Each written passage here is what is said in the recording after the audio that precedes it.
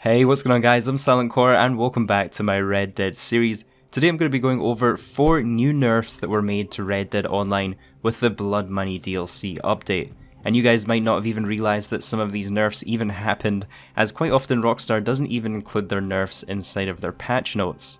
If you didn't know already, Rockstar doesn't typically do patches between updates, but they usually give us a whole list of patch notes with each DLC update, but quite often they don't include nerfs, or they're completely mislabeled, such as the collector money nerf. When they reduce the amount of money we can make with the collector role, they actually listed that as a gameplay improvement. So I always find it a little bit shady when they don't include some of these major gameplay changes in the patch notes because they don't want players to get mad that they've been changed, but then they will list, really insignificant changes such as fixing on-screen text. But anyways, let's jump right into the first nerf that was made to Red Dead Online, which was that Gator Teeth are no longer considered collectibles.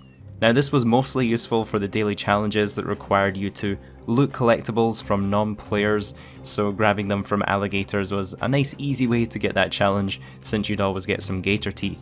Now I do kind of understand why this one was patched, as gator teeth aren't really all that rare. I'm pretty sure it's like 100% drop rate if you're skinning any alligator, but this one was actually in the game since like Frontier Pursuits over a year ago, so it's just made this daily challenge a lot more time consuming, as now you won't be able to get any of these rare collectibles from animals, and you'll have to instead get them from looting bodies for those rarer collectibles.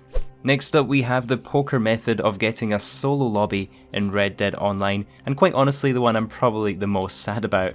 Now this was one of the more popular methods of getting yourself a solo lobby in Red Dead Online using the poker table. There was basically a method of inviting a friend to a poker game, and then right as they're joining you would join them, and it would put you guys in a solo lobby.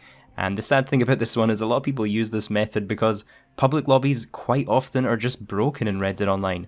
The Blood Money DLC is, for example, supposed to have 2 different free roam events that we can find, homestead robberies, and then also the camp robberies. I've literally seen neither of these in the whole time that I've been playing this game since the update, and even no one in my Discord has seen either of these events, so I'm thinking they're either glitched right now or just very broken in the way that the public lobbies worked.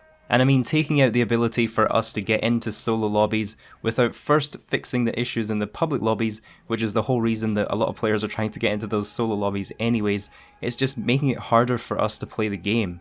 I think the time that I used the poker method the most was actually after the Moonshiners DLC, since that was literally the only way to find animals in the game was to actually glitch into a solo lobby to see those animals spawn, because public lobbies weren't working at all. There was literally just nothing, no animal would spawn for months on end after that update.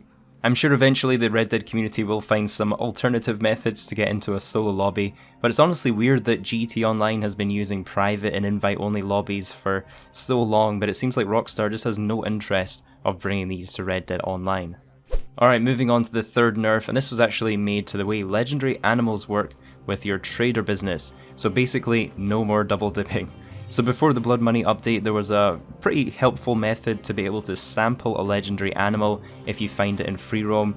You could then store it in your hunting wagon, and you can actually take it to crypts for your trader business. So this has now been fixed, so you actually have to choose either to sample it or to skin it, which is probably the way the game was intended to work anyways. You're not really supposed to double dip them.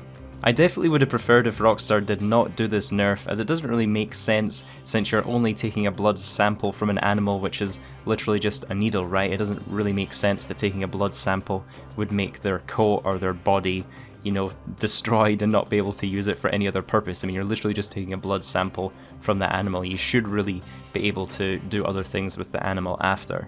This method was actually in the game since the Naturalist update first released, so it is interesting that it took Rockstar 2 DLCs to actually fix this, or maybe just notice this.